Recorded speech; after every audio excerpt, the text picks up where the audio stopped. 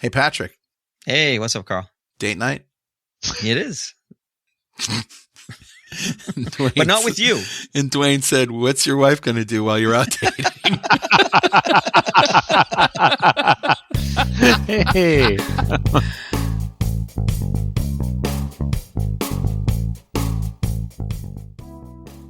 So, guys, how you doing? Pretty good. Good? I'm fantastic. Pretty good. Things are getting clearer. I can see more clearly now. Mm-hmm. Now that the rain is gone. Now that the rain is gone, and quite literally here in the Northeast, it's beautiful today. Oh, yeah. Yeah. But that's not what we're here to talk about. We actually have more stories about good old-fashioned hacking than we do about Russia and Ukraine. However, we are going to start there, right? Yeah, let's start with one that blends them. The 300,000 volunteer hackers who are coming together to try to pwn Russia. Exactly. And as we have been talking about, you know, the hacking groups are choosing sides. But it turns out that there's more of them. I think this is what this is saying. There's more of them that are hacking Russia than hacking Ukraine, right? Yeah. If you look at Hack the Box is a platform that a lot of us use to kind of test our skills, kind of like a rat chewing on a steel bar. We have the best. Did you know? Wait, did you know that they can chew through steel? Yes, that's why I use that analogy. Yeah. So as rats chew on steel bars to sharpen their teeth and wear them down, we go after these boxes on Hack the Box. Great platform. They have 20 live boxes. They're not a sponsor, even though I sound like they are. Yeah. 20 live boxes at any given time, and you can get points to like hack them and go through them. We actually assembled a team and did pretty damn well on it for a while. You mentioned them in the first episde, I think. I think so. Yeah. So it's fun to do, and you know, kind of lets you practice on things that you might not run into every day. If you look at that, there's Russian hackers on there, but there's a lot of hackers all over the world. There's a lot of people in the US, Canada, UK, India, Japan. They're from all over the place. And if you look at the list I just gave you, most of them are not on Russia's side. Yeah. Certainly the Ukrainians aren't. So every hacker in Ukraine is probably hacking against Russia. Some of the hackers in Russia are even hacking against Russia. And so I'm not surprised by this. There's only 5 nations in the UN that are sort of on the fence, or not on the fence, but voting no. Yeah, voting no. There's a lot more abstainers. There's like 35 abstainers in the latest one, but yeah, there's really only 2, China and Russia, that are voting against, the official finger wagging that we consider team invade Ukraine. Although China's waffling now because they're actually today Biden had a call with Xi Jinping, which he kind of, I don't know if he threatened him, but he said, look, man, don't you be giving arms to Russia, or else this is going to get real ugly. Something to understand. The only country in the world that could last a month with these kinds of sanctions that I can think of is Russia, because they supply a lot of their own food. It's China. I know that. But I'm saying Russia's the only country I can think of in the world that could handle these sanctions for more than a month, because they supply their own food, they supply their own gas. China imports half of their food and 80% of their fuel. Yes, but they have so many resources that sanctions of this kind would be completely survivable by China. I don't think so. I think you're back asswards. You can't eat copper. I'm just talking about in sheer terms of money and resources. You can't buy it. You can't buy it. Anyways. All right. Well, we'll agree to disagree there. I think the point of this story is that the world is coming together to put the smackdown hack-wise on Russia. And we've seen disruptions. The fact that, we've had stories on this before where we talked about satellites and TV stations being taken over, and there's DDoS is happening. Right. One of the stories we talk about briefly, or maybe we won't, is that Israel, some of their websites have been DDoSed. And so it's going back and forth, but by far the news that's newsworthy is about hackers going towards Russia, not coming out of Russia. Yeah. Yeah. The next one I want to jump into is from OODAloop.com, and I believe this is just sort of a opinion piece, a blog post, but we are in the first open source intelligence war, and this is by a guy named Bob Gourley, And he says, a thesis I cannot prove, but I believe. We are witnessing the world's first war where open source intelligence is providing more actionable insights than classified sources. And he says in this war, and I'll just read a few of these, TikTok provided direct evidence of the nature of troop and equipment movements. Commercial imagery showed field deployment locations, field hospitals, then proof of movement to invade. Dating apps provided indications of which military units are being deployed. Twitter gave a platform for highly skilled, deeply experienced open source analysts to provide insights.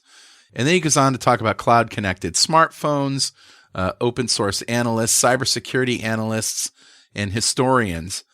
Patrick, you told me kind of take exception to this thesis. I don't take exception to it. I think it's got some implications beyond what he's saying. So okay. I guess I don't think it goes far enough. The U.S. government usually has the best intel, and that's what he's saying is that's no longer the case. If you look at the casualties in Russia, as far as losses of tanks and troops, the U.S. has been very conservative. They're only counting things they know, which is not a bad idea. Mm-hmm. But the odds are that they're undercounting, and that the Ukrainian totals and the things that we're seeing on social media are higher, because every time you see a smoking tank, it's likely there was a crew in that tank when it went down. When you see a plane go down, it's likely were people in that plane. And the U.S. military, they don't count things they can't quantify. Yeah. And so you really could, if you could absorb all this data, you could probably get a really accurate picture on the ground. And that's what OSINT is. Open source intelligence is very powerful. So I don't disagree. I think that it's even more repercussions. The news outlets sometimes used to have to sniff for crumbs from the White House briefings, the Pentagon briefings. Now, you get a bunch of interns in a room, you scour TikTok, and you just count things. It's impressive. A lot of my Twitter feed, I've just been super impressed with just seeing the open source intelligence that goes on, where, I'll see a picture posted, and it's literally like, it could be like someone's shoe and a rock and a flower out of the Ukraine, and people will be like, oh, I know exactly where that is. It's here. And they then have satellite references, and they have other picture reference. It's just what the open source community can do nowadays is fantastic to watch. Yeah. Like, they'll see troop movements from a specific angle where you see part of a building, right? And they'll be like, oh, I know exactly what that building is and where they are. And based on the sun, I can tell what time of day they're coming in here. And it's just, yeah, it's awesome. Yeah, because it's become a science. OSINT is something that we use in the hacker community to get intel, to know how to enter an attack, how to go. And so it's very mature. The SANS Institute has an OSINT summit they've started doing, and they've actually started certifications. We have somebody on our staff that's got the OSINT certification that just came out. And it's amazing the tools that are available and the amount of data you can pull. But now we're having a problem with there's too much data. So it's becoming signal to noise is the problem. Yeah. Well, and it's interesting you say that, because back in the World War I, World War II days, right? More World War II. You'd throw up a radio antenna and you could hear all of the signals that had to do with a battle, and you pretty much could decode what was there because everything was pertinent to the battle. And now it's, there's just so much noise, it's impossible to try and whittle it down. Although this is a story we haven't talked about and we didn't put on our list, but the 4th Russian general has been killed. And supposedly one of the ways they're tracking them is because the Russian secure communication system is not working, and they're using cell towers. And the Ukrainians still control the cell network. And so they're using it to find their high value targets. All right. I have 2 before we get off the Russia-Ukraine thing. One is, and I don't know if you guys knew this, but Facebook and Russia no longer play in the same sandbox. What? Yeah, I know. They're unfriended? Yeah, they unfriended each other. And we don't really know who did it first. I mean, so March 4th, 2022, 7:25 p.m., the Insider reports, businessinsider.com, Facebook pulls all ads in Russia and blocks all Russian advertisers globally. Okay. And also March 22, but this one was published at 7:16 p.m., So this was literally 6 minutes before, or 4 minutes before the other one. Russia blocks Facebook, accusing it of restricting access to Russian media. I could see Zuckerberg being pissed that they blocked him and then blocking them back immediately. But here's my question. What are all the Russian trolls going to do if they don't have access to Facebook? They're gone. So this is funny. The Russian bots are gone from Facebook, and you can tell because there's less stupidity. Right? Let's put it that way. I mean, some of the people I was arguing about probably can't talk anymore because they were bots. It's an interesting twist in that Russia has always, for the last few, probably 10 years, has used social media as a way of reaching out and causing chaos and causing disinformation and, all that sort of stuff. And Facebook and Twitter have been two of their largest platforms they have entire divisions of people who log into Facebook and amplify whatever it is the Kremlin wants the people to hear. So it's interesting that now Facebook's like, oh well, we'll block them, and you start to see the culture of Facebook change a little bit, or Meta. Well, and the culture of that's exactly what's going on. And so here's how these bots worked: is that someone would post something that the bots would pick up on as being, oh, this person really needs to be in the Russian disinformation network, the RDN. Whatever that is.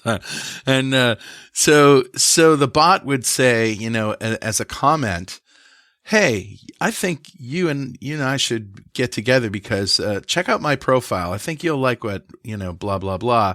So that person goes to the profile and, there's a whole bunch of shocking information that this person has never heard of before. And obviously the source of all truth, and then becomes part of the network. And that's how the bots grow. But those bots aren't working anymore. They're not doing anything.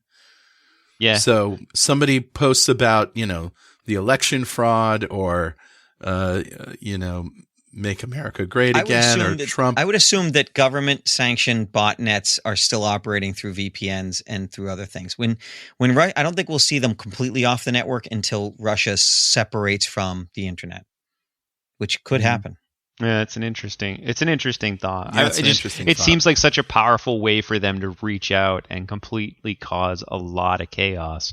I've been listening actually to a new book. So I don't read a lot of books. I actually listen to them on Audible. But I've been listening to this new book called This Is How They Tell Me the World Ends. And it's by a New York Times reporter, Nicole Perlroth. And it's awesome. It talks about like cyber from pre 9/11 to 2019. And she goes through song and verse on Stuxnet and Russian trolls and how they used Facebook in, disinformation and chaos. It's a fascinating read. How does the world end? Tell us. I haven't finished it yet. I got an hour left of the book. I'll tell you tomorrow. I'll tell you next week. Report back in an hour. A cobalt strike. That's what. Yeah. Speaking of probably. which, see what I did there? Yeah. Yes, well done. Thank you. So switching gears. Boop, boop, boop. What do you want to say about Cobalt Strike? Fake antivirus update used to deploy Cobalt Strike in Ukraine. This is horrible. This is like, first of all, this is Hansel and Gretel level stuff. What's Cobalt? Listen, I have already a vendetta against Cobalt Strike, but what is Cobalt Strike? Okay. What is Cobalt Strike? It's a software platform that it was built so that you could do pen testing. Penetration testing. And it's got it's a command and control structure. And so it's basically bad guy tools that are, and I'm air quoting now, supposed to be used by the good guys and it's pretty against much their own organizations. Dwayne, did you write this? Bad guys. Dwayne, no. Do I have to send you to your? Did you write some malware again? Well, what's funny is that the company used to torture their customers and make them prove they were qualified to use it. Yeah. Right.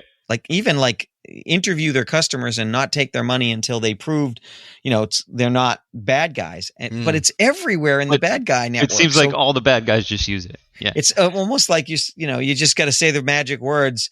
The eagle has not landed yet, and then they approve you or something. All right. So what's with the fake antivirus update, and what happened? Did Cobalt Strike deploy with it, or was it compromised? What's going on here? Yeah, so this ends up being a classic phishing campaign. Okay. So phishing email sent out to Ukraine government agencies offering ways to increase network security, et cetera, et cetera. Download this critical patch. And they tried to make it look as legitimate as possible by calling it Bitdefender Windows Update Package, which is mildly goofy. Because we all know you can't alter the name of a file to say what it doesn't do. And you know what? That's how I get all of my Microsoft Windows updates is through email from random people. Yeah, so, isn't that normal? Yeah, it's perfect. That's perfectly normal. And I believe, if I remember correctly, it was being deployed through a French server, which is now offline. So just know that if you ever receive an email, here again, we talk about this quite a bit, but if you ever receive an email where someone says you should download something to update a particular software. So I got one of those today. Did you? If you get an email from somebody trying to get you to run an executable, then it's typically Russia has your computer. Mm-hmm. Yeah, so I got one of these today from an agent who spelled agent AGENET. I've always wanted an AgeNet. AgeNet. We want to sponsor your ads on Facebook page. We on pay. Facebook. We have some multinational brands like blah blah blah. We'll pay $1,500 weekly. So if you're interested, I'm not interested. I'm going to warn everybody that we're in the age where we're lucky that we're still seeing this with misspellings and stupid typos and things. That's going away. You can't rely on typos and misspellings and misrepresentations and them not knowing our culture to save you in the future. They're going to get better. They're going to get better, and they're going to keep getting better. And so what you have to do every time is say, is this something reasonable? Is this something I want? And the days of someone randomly reaching across to you on the internet have to end where you would actually interact with them. And by the way, I don't care how popular your Facebook page is, nobody's going to pay you $1,500 a week with a random cold call email with a click here if you're interested. Nobody's going to do that. If it's too good to be true, it's too good wait a to second. be true. Do you know what? Coming back to Russia, one of their campaigns from the trolls was actually to rent your Facebook account. Oh my God. So they would pay you so kind of they awesome. could use your account. And then they would post as you and whatever. And if you were like, whatever, I don't give a shit about, posting on my Facebook page, then they would rent your account, which is kind of goofy that you would ever do that. Talk about the worst human beings in the world. I know, right? The only thing worse than the Russian troll is somebody who would rent their account to a Russian troll so their grandma gets owned. Right? Terrible. So, there's that old phrase that if the product is free, then you're the product. That's right. 100%. Yeah. Well, let me see your opinion on this. So I believe that these phishing emails are going to get literally perfect, where they're going to be. There are some that are really good now. I mean, exactly. My team will sit down and look at phishing emails that come in, and we can't tell sometimes. And sometimes they get lucky, like they literally are mimicking something you were just about to buy. Right. And it's super convenient and the timing is good. One of the first ransomwares I've ever encountered, or malwares that I encountered in it was the 90s. And the reason the woman clicked on the email extension is because they pretended to be their sister. Their email, they basically mimicked their sister's email. And they said, check out these vacation photos. And her sister had just come back from vacation the day before. Wow. Which they probably found on Facebook. And the timing was perfect. And she clicked on them and she infected the whole company. Dwayne, is that awesome? That is awesome. It's not awesome. That's a good piece of awesome right there. But if they send out 1 million of these emails, they're gonna hit the right targets. They're gonna hit the right things. So we have to come up with a strategy that's not, they spelled something wrong or it didn't make sense, because it's gonna get so much better. We have to get better at these. So hold on. I thought one of the main reasons that the spelling is wrong, because listen, nowadays, like, you could sound like a fluent speaker in most languages, but you go for $5, you could go on Fiverr and have somebody write this email for you who is a native speaker. I think one of the reasons they spell things wrong is because they literally are looking for people who don't have attention to that level of detail. And go, oh, okay, I'll click on that. Or, okay, you do need my bank information. I think that's true with the social engineering where they're trying to get you to interact with them, like the Nigerian prince thing. I don't know that it is with something like this where they're trying to get you to download something. Really clever. Yeah, because like if they come up with the right narrative, they're going to get you to click on something. Right. We need to just break that habit. Sure. I'm not looking forward to this time because it's super convenient to just click on something you want to look at. I had the interesting and unfortunate, but interesting experience that a friend of mine who I communicate with on Facebook Messenger quite a lot. That's his choice, communication method. So, and he basically said something like, how busy are you these days? Because he sometimes hires me for little projects. And all I said was, call me. And then he wrote back, he said, I'm in a meeting right now, but I have, and he gave me some details about in context and stuff that we were working with. So I knew it was him. But call me is a really good, quick way to validate somebody. And also before you reply, when you hit reply in an email, take a look at the address. Take a look at the email address. If it's not your brother or your sister, whoever you think sent it, then when you, first of all, you don't want to ask them to call you, but because they won't. But here's the thing: like if they've faked your brother's or your sister's email address, right, and then you reply, "Call me," it's going to go back to your brother or sister, and they're going to go, "What? What is this?" Right? Yeah. Right. Yeah. You need to validate who you're dealing with. A secret handshake. Before any information gets transferred. So Dwayne and I have worked together for 20 years. Yeah, 20. Is it 20? Yeah, it's almost 20 years. It's been 22. And 22 so we have years a back. wealth of ways to authenticate. And when I write an email, a lot of times I'm like, well, how are they going to know that it's me? How are they going to be sure it's me? So I try to add a little bit of detail. I add a little bit of flavor. I add a little bit of stuff that's, hey, I'm just got off the call with, and somebody that Dwayne knows I'm talking to. Yeah. Right. Especially when I want them to check out a link. And if Patrick says, "Hey, Dwayne, I just read about this really new exploit that's going to burn half the internet down," and if I don't reply with, "Oh my God, that's awesome, Patrick," he goes, "Okay, I know it's not you. That wasn't Dwayne." Or if he says, "How terrible," I'm like, "Who are you and what are you doing with Dwayne?" On a scale of 1 to awesome, this is an 11. Okay, so all right, so let's talk about Kaspersky and the German government. What happened here? Kaspersky. First off. Well, first off, the Germans love the Russians. And wait a minute. It's the opposite of that. Oh, wait a minute. Yeah. So Kaspersky, for those of you who don't know, is a Russian-based antivirus software. Which is almost an oxymoron. Oddly enough, this isn't the first time Kaspersky's been in the news for weird stuff. Mm-hmm. So in that book I was just telling you about, they actually, Kaspersky was collecting top secret documents from United States government officials. This is probably about 7-8 years ago. Yeah, I remember that. And it was anything that had like top secret, etc. in it. And the reason that we found out is because the Israeli cyber army hacked into Kaspersky and could see the documents and went over and actually went to our government and said, "Hey guys, you realize that these are on their networks, big thing came out, etc." And Kaspersky said, whoa, all we were doing was looking for a virus with the word top secret in it.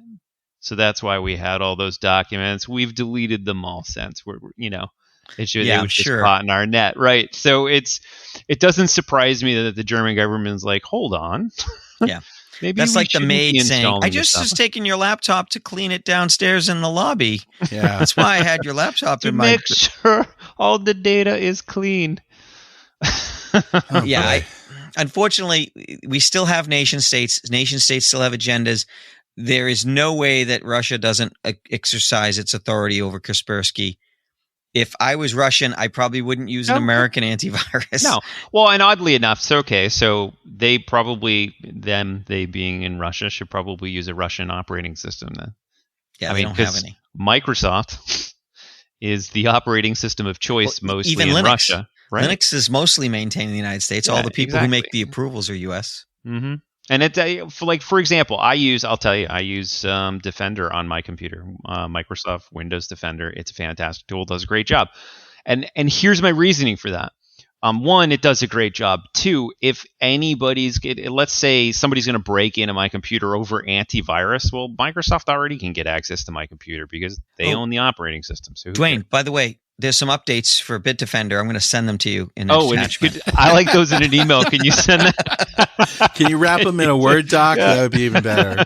I'd like to launch them from an Excel macro. If you could send that along, that'd be fantastic. Well, actually, you saying that you use Bitdefender is now open source intelligence on you. It is. Because we're going to publish it on the podcast. So it's funny you say that. So my identical twin brother, who's also a red team leader here at the organization, his kids listen to this podcast.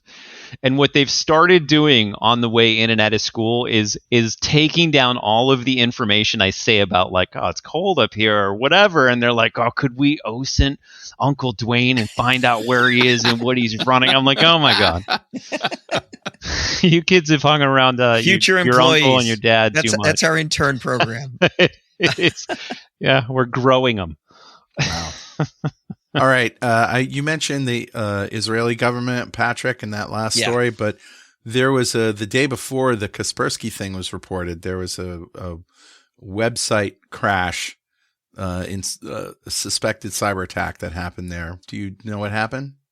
You're talking about in Israel? Yeah, Israeli government website crash and suspected cyber attack. The ministries of health, justice, and other government pages are down. It's DDoS. Somebody's DDoSing them. Okay. I don't think they really pinpointed it to who's doing it, but I'm sure Israel is one of the Five Eyes, the five countries, including the United States, Australia, Israel, the UK, that are the closest allies to the United States. So they're collateral.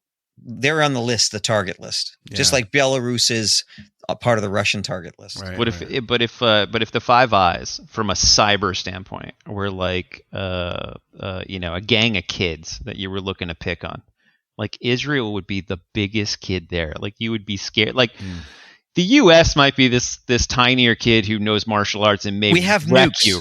But we have nukes. But no, is the Israelis from a cyber sense are really good at what they do. Like a lot of people have always said to me, "Hey, the U.S. we're the best, right?" And I'm like, "Yeah, we're the best." And they're like, "Well, who's number 2?" And I'm like, "Israel."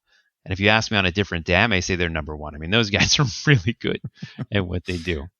So it's good to have them as friends. Just for the record, I believe Israel has nukes too, though they've never acknowledged that. Yeah. And, a lot of good nukes do you in a post-World War II kind of almost apocalypse like we're seeing right now.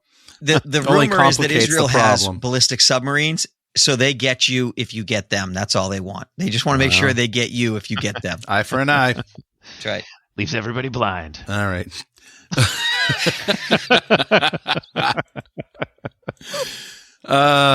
Spectre. What happened with Spectre last week? I don't know, Mr. Bond. What did happen with Spectre?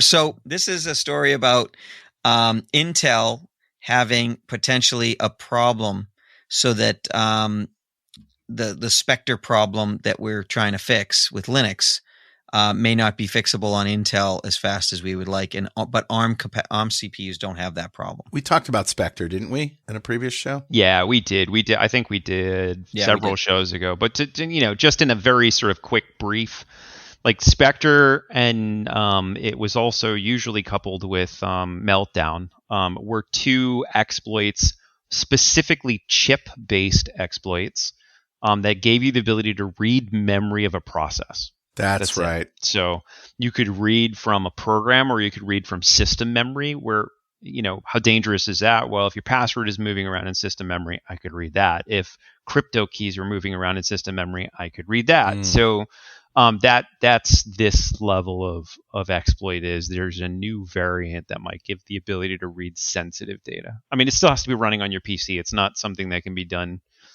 over the internet magically. But if you click on a link that downloads a piece of software, it could read through sensitive Unless data. you have an AMD processor, then apparently you're safe, right? But but running at the slow. moment. Well, or we haven't found it yet. Yeah. Well, there's that. There's that too. Take a look at what was it? Some of the Eternal series NSA breach 0-day. Those were around for 7 years and in use before anybody found them. Well, the way to think of it, every single exploit has been around since that code was really written and released. Well, that's true. That's true. Like the sudo edit bug, which gave you administrative access to any Linux box. The dirty pipe. I think those have existed for sometimes decades. It's just now we're finding them. All right, which one do you want to do next? The SQL and MySQL servers, Ghost Cringe story, or the Ubisoft story? Let's move into Ghost Cringe. All right. I think it's interesting, and I really do want to have a heart-to-heart with SQL administrators. Which will SQL last how long? SQL administrators, meet me at camera 2. Yeah. Right. Let's talk about this. You're on my list. Ghost Rat and Cringe Rat and Ghost Cringe are all sort of forms of a malware remote access toolkit. No, they are not. They're bourbon-based cocktails, and you know it. Oh, that sounds delicious. We really need to get basement-dwelling virgins to stop naming things. Wow. And for those of you listening who don't understand that sentence, that's fine. So what this is we've seen advanced persistent threats attacking different technological infrastructure like Exchange. Exchange got hit hard last year, right, with proxy logon and all sorts of other stuff. A couple times. This is them coming back to, access to SQL servers. Now, for those of you who don't know what a SQL server is, all it is a database server by Microsoft. So Microsoft puts out Microsoft SQL. MySQL is put out by Oracle. It's put out by Oracle. It's open source though. Yeah. It's just those are databases that give you the ability to hold information. You could have a website connected to it, pulling information out of the database, etc. What's interesting about this particular attack is this attack is leveraging some very old exploitable functions in both of these pieces of software. So take, for example, Microsoft SQL Server. Microsoft SQL Server has a function inside of it called XP, which is Extended Stored Procedure, XP_command shell, CMD shell. It's a procedure you can run to tell that SQL Server to run whatever operating system command you want. So you can say XP command shell on a SQL server and say, who am I? That's and it will come back with it's super convenient. Not at all an exploitable feature. What could go wrong? What could go wrong?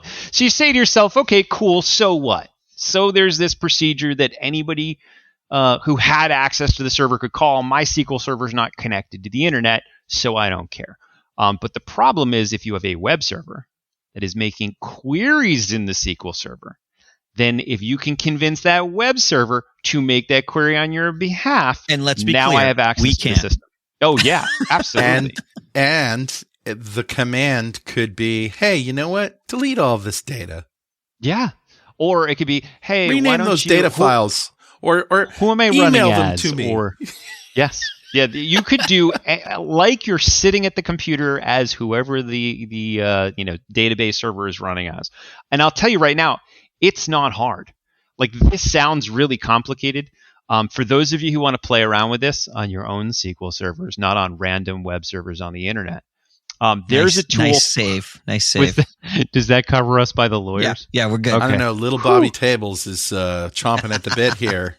This goes way beyond Bobby Tables. You're going to have to post a link to that comic now. I think we've done that, but okay, I will. We have. So there is a tool, an open source tool you can download and try called SQL Map. SQL Map, I could point at any website on the internet that takes information about, hey, what language do you want this page in, or a username and password or whatever, and it will test it to see if you can inject SQL commands into that system. So if I type SQL Map and then the URL to assist to any site on the internet, and it comes back and says, yes, I can get access to this, at that point you could have a command prompt on that backend database. It's that easy. It's not a super hard thing to do. if these things are enabled. And that's why, and that's why we've always, for years, it's been known that these types of functions should be disabled. So I'm surprised. Let's be clear. We've done vulnerability assessments. We've done pen tests and red team stuff against companies that know a lot about SQL injection and a lot about mitigation and a lot about what they should and shouldn't do. And they still, the things that Dwayne just mentioned, it's still those little things like, well, yeah, when I type in my username and password, I'm doing all the right things. But the query that finds out what language they're returning for the profile, profile data is really the one. The SQL data that returns which file that you're going to use for your profile picture. That stuff is almost always, it's not always overlooked, but it's often overlooked. Right. And so a site that's been hardened against SQL injection can still be very injectable if you know what you're looking for.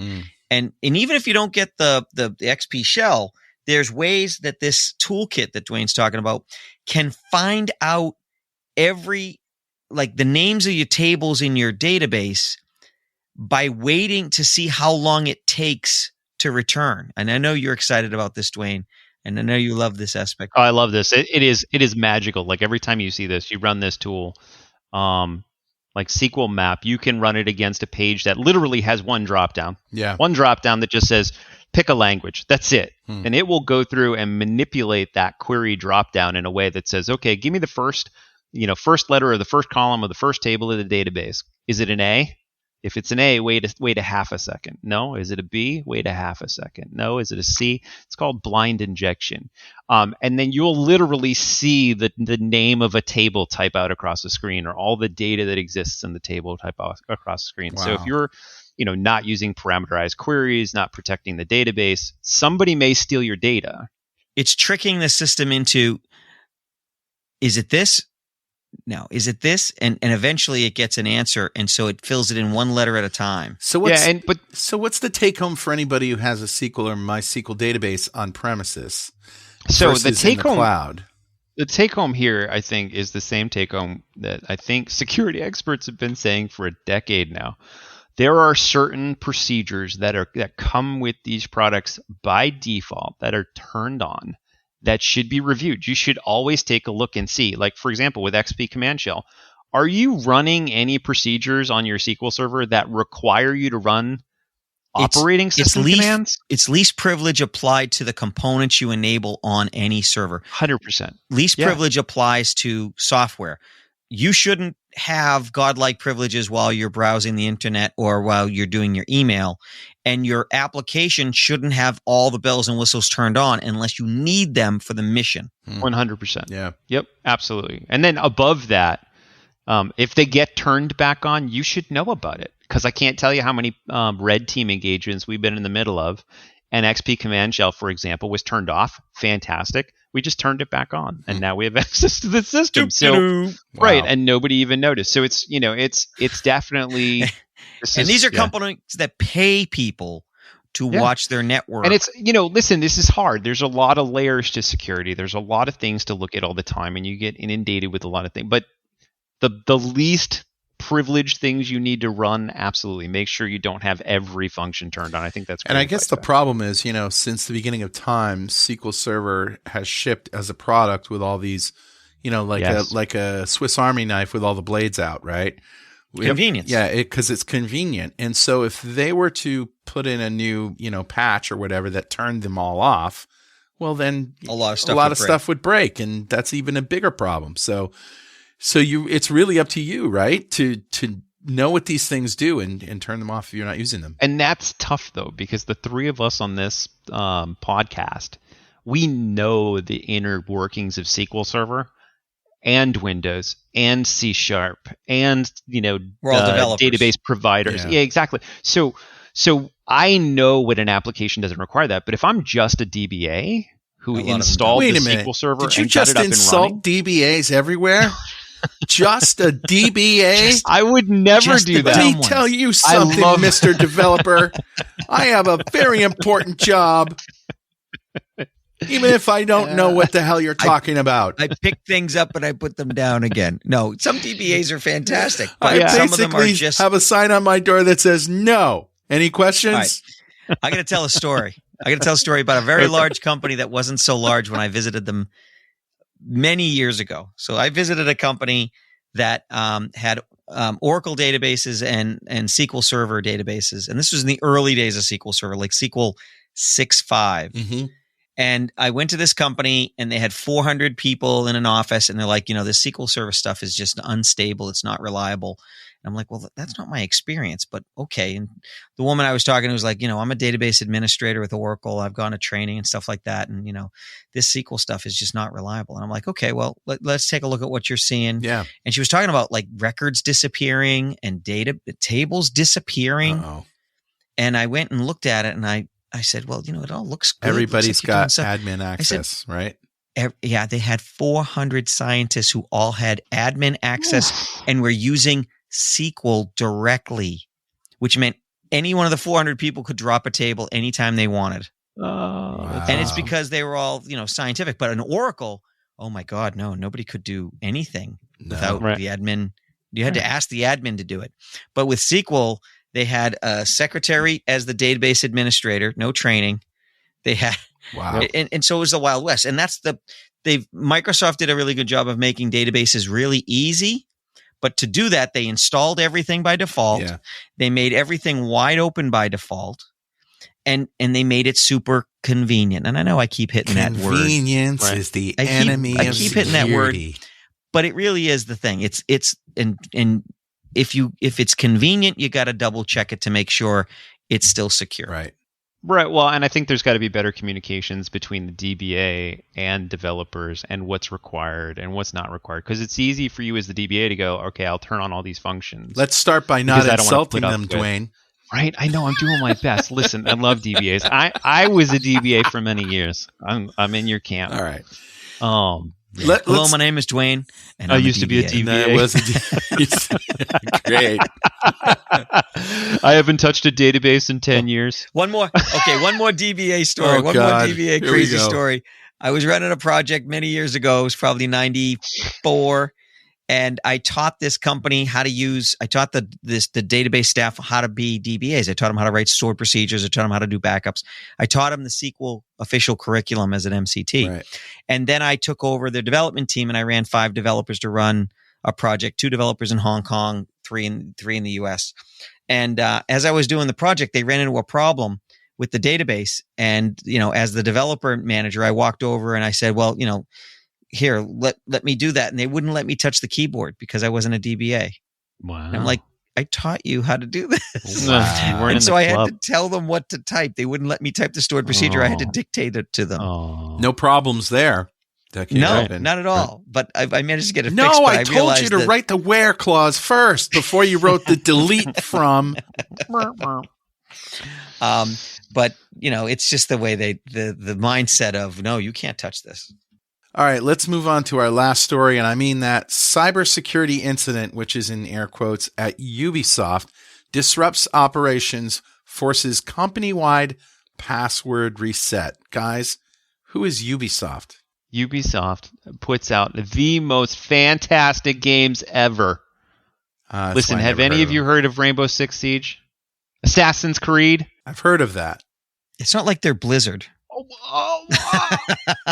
I don't even know why that's funny. Listen, because I'm a World of Warcraft player. Okay. Which is open source intelligence about me now. Hey, World of Warcraft was a bazillion years ago. Ubisoft is still relevant today.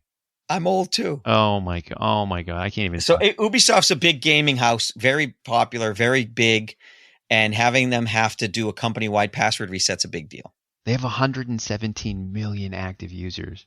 Does that mean every user has to reset their password? I think it's more of the back end. I don't think the users had to reset, did they? No. The problem with the users is there's a potential that there was leaks of hashed information, but honestly, I think it's more the back end that needs to be reset. All it did was... It's really not a bad idea. If you are a Ubisoft user and you use any of their games, it's not a bad idea to change your password right now. And it's not a bad idea to uninstall Blizzard too. Just throwing that out there. This is just the rival gaming company. Yeah. You know, Dwayne used to be a Blizzard user, but then he couldn't hack it. But then so I he grew left. up and I went over to Ubisoft. So anytime it's a good policy. If the company gets breached, you want to throw it out. Like if you're cleaning out a garage and you find a shirt and there's mouse droppings on it, you're probably not going to wash the shirt. You're going to get rid of it. It's that kind of like if it might be contaminated, you want to take no chances. There's mouse droppings on your password. You might want to change it. Got it. Okay, that's solid advice. Solid. So it's a big deal. It's an example of them dealing with it in a good way. They went and they made everybody in the company reset their passwords. I still think they should have dealt with it in the NVIDIA way. Go hack them back. Yeah, well, that is, who knows? Maybe they did. They just don't want to talk about it. Maybe they did. Maybe not. Hey, Ubisoft, if you want somebody to give you a hand with that, give me a call.